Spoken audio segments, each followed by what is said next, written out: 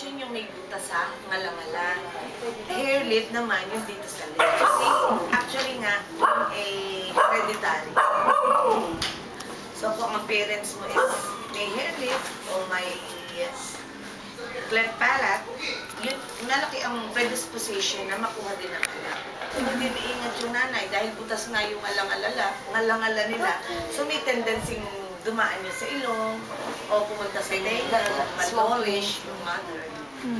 So kahit yung isa din dun para medyo ma-prevent is yung sa prenatal care niya ay may complete nourishment. Folic acid ulit. If there's for example, yung family has already a history on cleft palates, is there a way to prevent the child from having cleft palate? One way nga is yung sinasabi natin, yung prevention, is yung meron siyang prenatal care na nakareceive siya ng iron supplementation with folic acid. Pero hindi din natin yung masasabi, depende yun sa genes na dinadala ng parents. Kung mas malakas yung kanyang chromosomes yung chromosomes na nagdadala ng cleft palate or yung hair lip.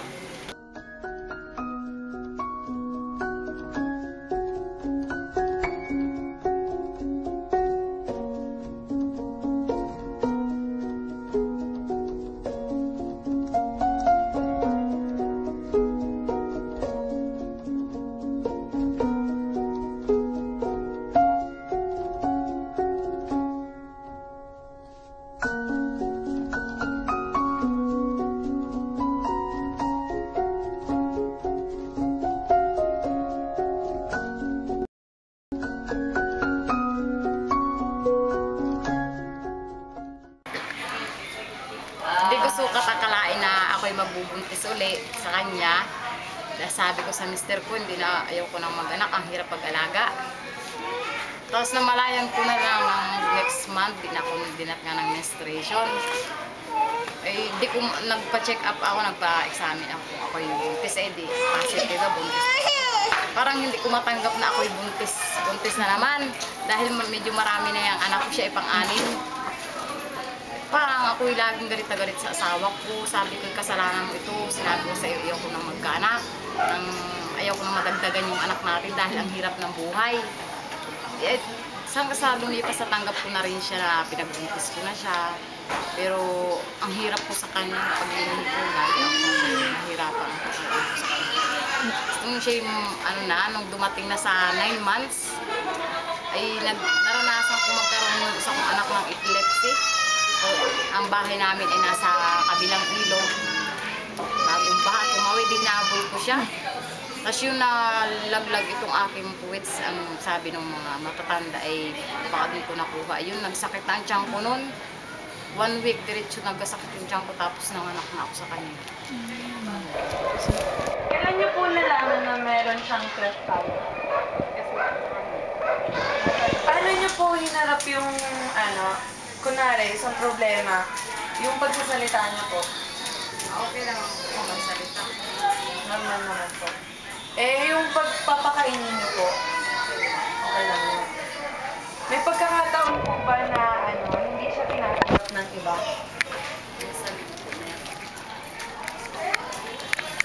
Sa pamilya niyo po ba, may iba ba po merong cleft palate?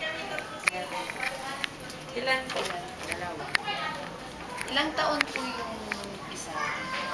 Yung isa ay mga 21 year old, tapos yung isa ay bata pang 5 years old. Buhay po. Buhay pa po ba? Yung matanda patay na. Naninigarilyo po ba kayo o kaya umiinom po kayo?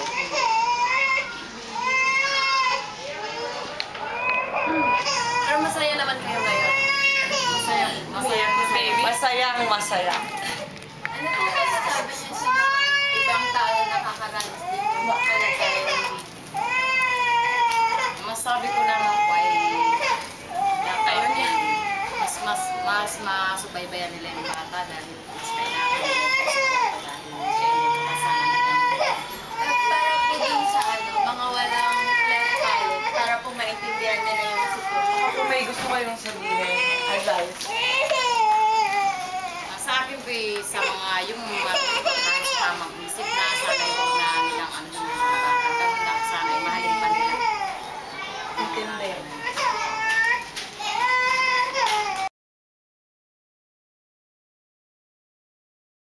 Hello, I'm Dr. John Mira.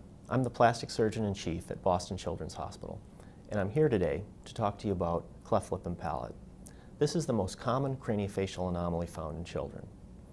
Normally, our lips and palates fuse in approximately the 3rd month of gestation.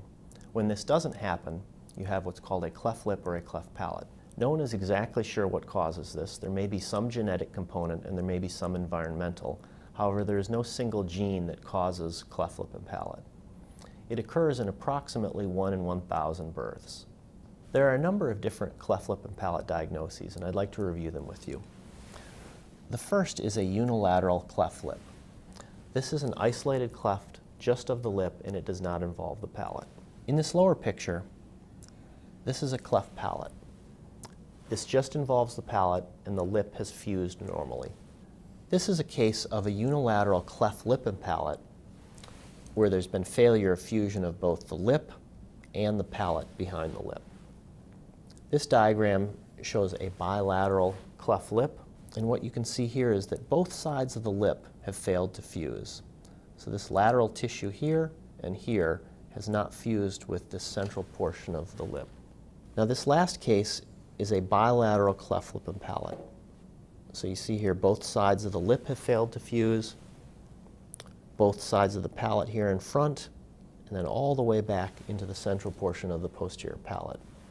Now, although the initial diagnosis of a cleft lip or palate is concerning, it's important to know that your child is not in pain, and most children with cleft lip and palate will grow up normally and have normal intelligence and do well in school and in society. In children who have cleft lip and palate, one of the things that parents are very concerned about is feeding. In isolated cleft lip, feeding is usually not an issue. In children who have a cleft palate, however, there are some techniques that are required, and for this reason, we have several cleft nurses who have expertise in cleft feeding. On your first visit to our cleft team, we will have one of our nurses work with you and discuss all of the techniques to help you feed your child appropriately. In children who have a cleft lip or palate, dental issues are extremely important. We have a dentist and an orthodontist on our team, and we'll be seeing you on an annual basis. However, it's still important for you to see your pediatric dentist at approximately 12 to 18 months of age for your first dental visit. In addition, it's important to brush your child's teeth twice daily and to avoid foods that are high in sugar. If you have a child with a cleft lip or palate, you can feel very comfortable coming to Boston Children's Hospital. We have a multidisciplinary team, and we treat approximately 150 new cleft children every year. Iba ayaw pumasok at nahihiya sila sa ganun kasi pinagtatawanan niya. So dapat yung mga parents din ng mga normal naman na mga parents, na mga bata, wag nilang i-ano yung mga bata, i-discriminate. Yun lang siguro. Oo. Ang objective namin is yung syempre, kailangan ma-develop sa bata yung self-confidence. Pag nagkaroon sila ng self-confidence sa kanilang sarili, di syempre, ma-develop siya. At yung ine-expect natin o yung objective natin is for a brighter future for the children. Changes ng bata. Sa aking observation, dito sa aming province, ang maraming may kaso ng ganyan, yung cleft palate na yan, ay halos nasa remote areas. Maybe because yung mga parents, yung mga nagdadalang tao na may history na, hindi nila alam na kung sila ay may ganun ng history, maaring, at talagang possible na yung kanilang magiging anak ay yung ganun din. Mamamana din yung ganung sakit o deficiency na tawag natin dyan Then sana yung mga nasa mga BHW natin, yung mga nutritionist ay i-extend ng government yung mga kaalaman, mga information umakyat sa mga ganyang remote area at bigyan ng tamang paliwanag. Kaya lang nga, marami din naman mga BHW na nahihirapan pumunta sa mga remote areas kakulangan ng pundo. Kaya nga, halos nakikita natin nasa remote areas yung mga may ganyan.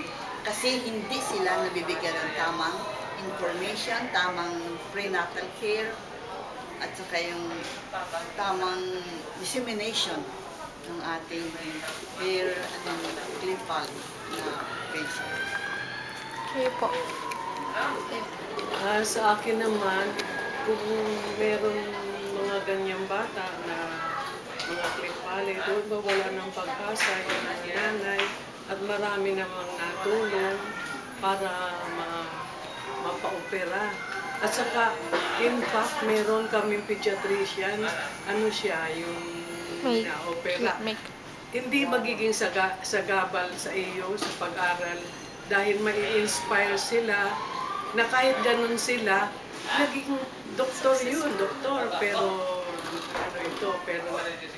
naging doktor siya. Kaya hindi dapat mawala ng pag-asa yung mga nanay. Kahit ano mo basta yun ay na-opera, magiging successful siya. Kahit anong gusto niyang course na kuhanin. Kasi ngayon naman marami nang nagagawa yung surgery. At saka mga tulong kung hindi din sagabal na ikaw ay mahirap at marami din naman natulong gaya mga Rotary Club na natulungan nila para magamot yung mga ganong kaso.